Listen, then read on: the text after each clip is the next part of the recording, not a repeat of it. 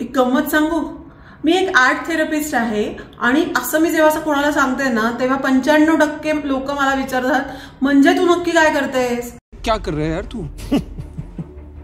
मजाक आहे क्या?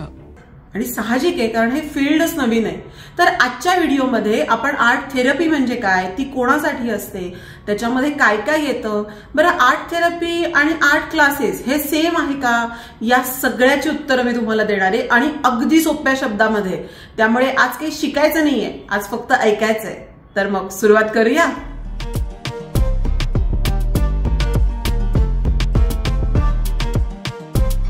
आर्ट थेरपी म्हणजे काय हे मी तुम्हाला सांगते, पण त्याआधी काही प्रश्नाची उत्तरं तुम्ही नक्की मला द्या.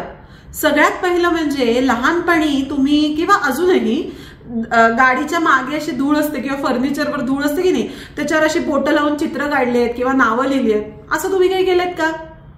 वहीच्या मागच्या बाजूला शाळा कॉलेजमध्ये लेक्चरला बोर झालो की वहीच्या मागच्या बाजूला असं काहीतरी हळूच काढलेले चित्र, काढलेले बदाम, लिहिलेली नावं, खेळलेला फ्लेम गेम, असं सगळं तुम्ही केलंत का? किंवा तुम्हाला रांगोळी, मेहंदी या गोष्टी करायला आवडतात का? मग हा व्हिडिओ तुमच्यासाठी नक्की आहे, त्यामुळे व्हिडिओ शेवटपर्यंत नक्की बघा. आता सगळ्यात पहिलं आपण जाणून घेऊया की कला म्हणजे काय. आपल्या शरीराला, मनाला, बुद्धीला ज्या काही जाणीवा होतात, या जाणीवेतनं आपण जे विचार करतो आणि हे विचार आपण कोणत्या ना कोणत्या माध्यमातनं इनडायरेक्टली, म्हणजे आता मी जे तुम्हाला बोलते हे डायरेक्ट, पण इनडायरेक्टली आपण व्यक्त होतो, एक्सप्रेस होतो, याला कला असं म्हटलं जातं. आता आर्ट थेरपी म्हणजे काय हे सांगायच्या आधी मला तुम्ही सांगा की तुम्हाला काय वाटतं, आपण सगळेच माणूस ऍव्हरेज दिवसभरात किती विचार करतात? किती म्हणजे किती असं नव्हे, काउंट पाहिजे मला, 1, 2, 10, 100, 20 जे काही असेल ते. ज्यांना ज्यांना काय नंबर तुम्हाला सुचतोय ना, लगेच कमेंटमध्ये टाकूया, आपण बघूया की कोण त्याच्या जवळपासचं उत्तर देतं ते. तर माणूस दिवसभरात ऍव्हरेज 60,000 विचार करतो. म्हणजे अर्थात ज्या दिवशी आपल्याला काहीतरी प्रॉब्लेम सॉल्व्ह करायचा असतो तेव्हा हे 60,000चे 1,00,000पर्यंत पण जाऊ शकतं, आणि ज्या दिवशी आपण अगदी आरामात मस्त टीव्ही बघत बसतो त्यावेळेला ते कमी देखील होऊ शकतं. हे ऍव्हरेज प्रमाण आहे. मग हे 60,000 विचारांमध्ये अजून तुम्हाला एक आश्चर्याची गोष्ट सांगू की ह्यातले फक्त 5% विचार हे कॉन्शियस माइंडने होतात आणि 95% विचार हे सबकॉन्शियस माइंडने होतात. आणि सबकॉन्शियस माइंड मधूनच कला जन्माला येते. म्हणूनच बरेचसे कलाकार तुम्ही बघता ना, असे तंद्री लावून बसतात, विक्षिप्त आहे म्हटलं जातं, ते त्याच्यामुळे. उगाच तुम्ही आमच्या कलाकारांना नावं ठेवता. मस्त जोक मारा रे, या हस रे हलकट हस. म्हणूनच आर्ट थेरपी आपल्याला महत्वाची आहे.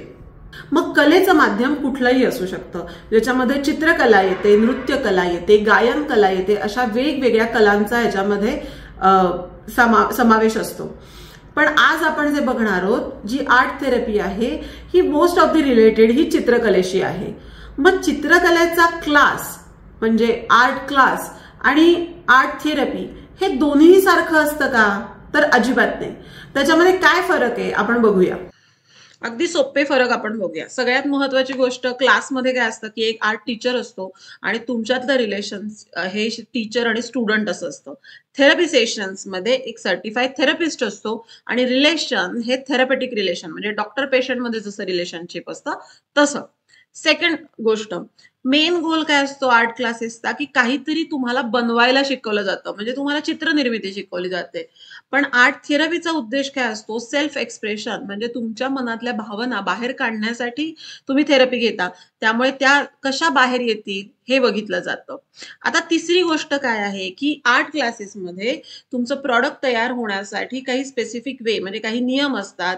एखादं चित्र कसं काढलं जावं, त्याच्यासाठी कुठले मार्ग वापरले हवे, कलर कसे वापरावेत, असं शिकवलं जातं. पण थेरपीमध्ये कुठलेही नियम नसतात, कारण आर्ट म्हणजे आपल्या एक्सप्रेशन हाच महत्वाची गोष्ट असल्यामुळे नियम लागूच करू शकत नाही. तसाच चौथा जो महत्वाचा मुद्दा आहे की क्लासेस मधला फोकस हे तुमचं फायनल प्रॉडक्ट कसं होतं, तुमचं पेंटिंग कसं तयार होतंय, कलरिंग कसं आहे ह्याच्यावर असतो. पण थेरपीमध्ये फायनल प्रॉडक्ट नसतं, तर ते कम्युनिकेशन असतं. या कम्युनिकेशन थ्रू तुमच्या चित्रातनं तुम्ही काय दाखवताय हे थेरपिस्ट बघतो आणि त्याच्यानुसार त्याचे रिपोर्ट्स काढतो आणि तुमच्याशी कम्युनिकेट केलं जातं. आता तुम्ही म्हणाली सगळी पाश्चिमात्य खुळ आहे, फॉरेनर काहीतरी तुमच्या इथे घेऊन येतात आणि तुम्ही थेरपी म्हणून ते ओरडता. तर असं अजिबात नाहीये. तुम्हाला म्हणून सांगते की आर्ट थेरपी ही आपल्याकडे सुश्रुत माहितीये तुम्हाला की आयुर्वेदामध्ये ज्याने सर्जरी सुरू केली असं म्हटलं जातं, म्हणजे असे पुरावे देखील आहेत. तर सुश्रुत संहितेमध्ये देखील आर्ट थेरपीचा उल्लेख आपल्याला आढळून येतो. त्यामुळे हे फॉरेनर वगैरे काही नाही, हे आपलंच पोरग आहे जे फॉरेनला जाऊन शिकून जरा आलंय, त्यामुळे त्याला आर्ट थेरपी वगैरे असं नाव आपण दिलेलं आहे.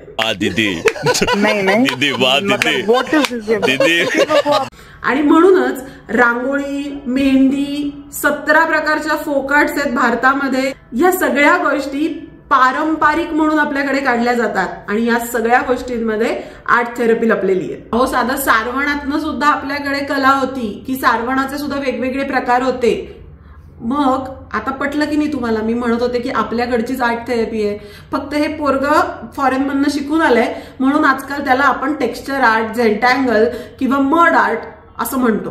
देख रहा है विनोद, अंग्रेजी बोल बोल के कैसे बात को घुमाया जाता है. आता एक आणखीन गंमत सांगू का? प्रत्येक रंगाला देखील अर्थ आहे. जसं की लाल रंग म्हटला की आपल्याला असं शूर किंवा डेंजर असे दोन्ही भाव, म्हणजे चांगले वाईट, पॅशन, लव्ह असे भाव असतात. तसे प्रत्येक रंगाचे भाव असतात.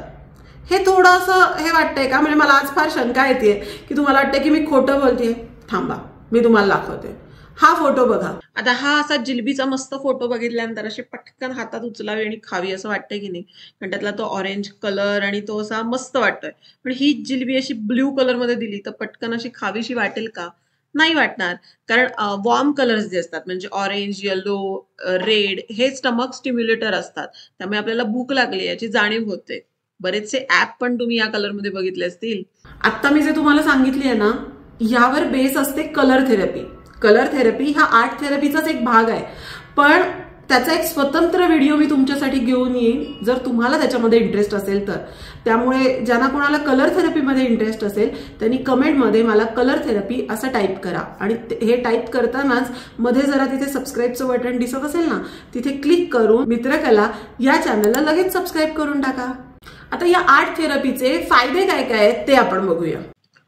कुठल्या तरी प्रॉब्लेम मध्ये असताना खूप गोंधळलेला असतो, कन्फ्यूज असतो, अशा वेळेला आपण आर्ट थेरपीचा उपयोग त्यातून बाहेर पडण्यासाठी करू शकतो.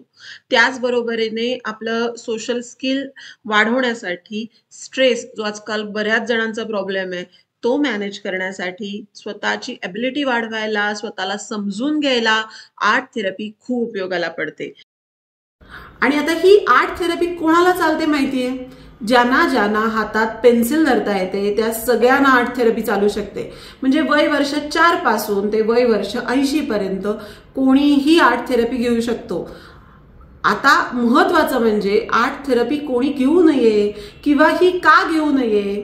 तुमचा मानसिक आजार जर क्लिनिकली ट्रीट करण्यासारखा असेल मग त्यासाठी तुम्ही सायकॅट्रिस्टकडेच जाणं गरजेचं आहे, कारण अशा वेळेला त्या पेशंटला औषधं दिले जातात.